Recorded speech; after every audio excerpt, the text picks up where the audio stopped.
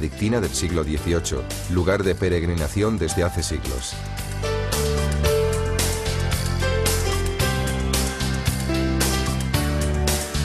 En sus alrededores, Luis II, el legendario rey de Baviera, hizo construir a partir de 1870 uno de sus castillos de cuento, Linderhof.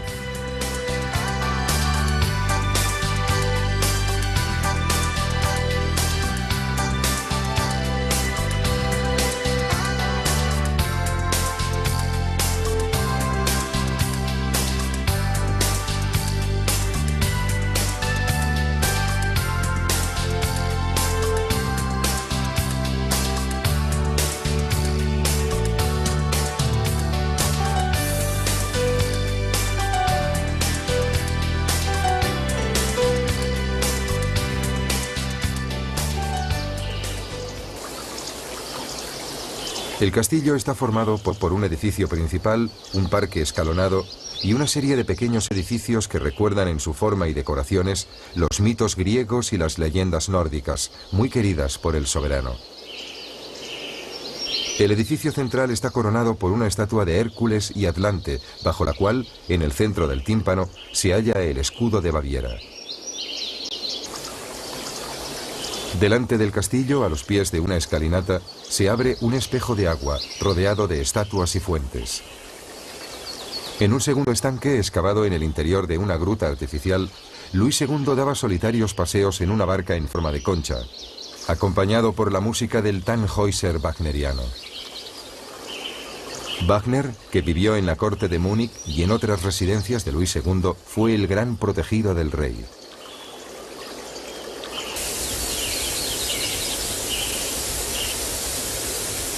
El parque fue proyectado como una escenografía llena de estatuas, pérgolas y vasijas ornamentales.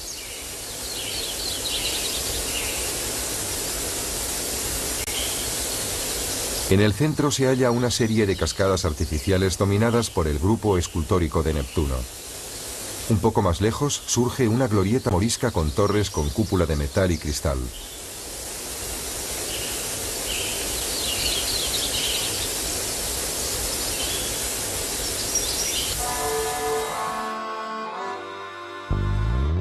El lago de Starnberg recuerda en cambio la misteriosa desaparición de Luis II, a quien encontraron ahogado en sus aguas.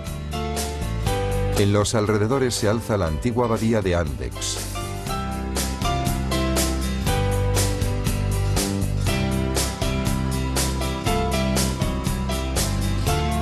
En Füssen, al principio de la Romantische Straße, se alza el magnífico castillo de Hohenschwangau.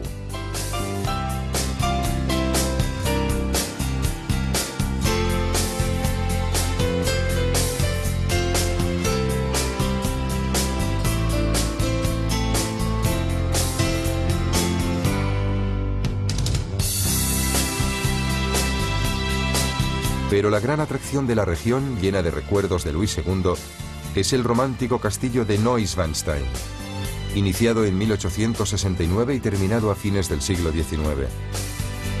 Ningún lugar de Alemania goza de tanta popularidad. Neuschwanstein, con su aureola romántica, es desde hace tiempo el monumento más visitado del país.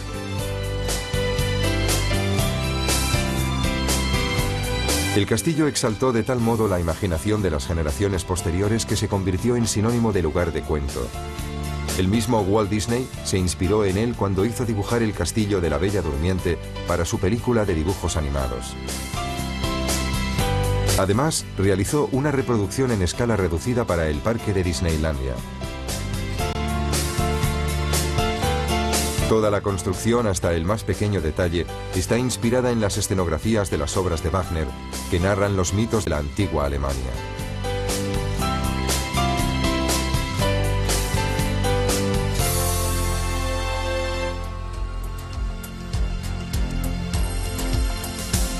Luis II se identificó hasta tal punto con estas leyendas románticas que quiso vivir en un ambiente totalmente artificial, que se pareciera lo más posible a su sueño de vivir una vida de cuento.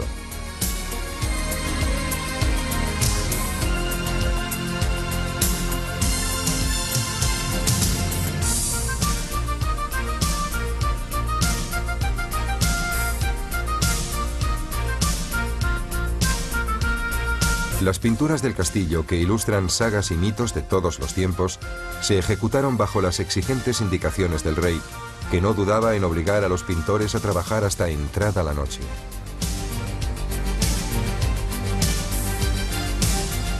La única persona que aceptó la locura del soberano fue su prima, emperatriz de Austria, la también legendaria y anticonformista Sisi, esposa de Francisco José. A la muerte de Luis, fueron los jazmines de Sisi los que acompañaron el cuerpo del rey a la tumba.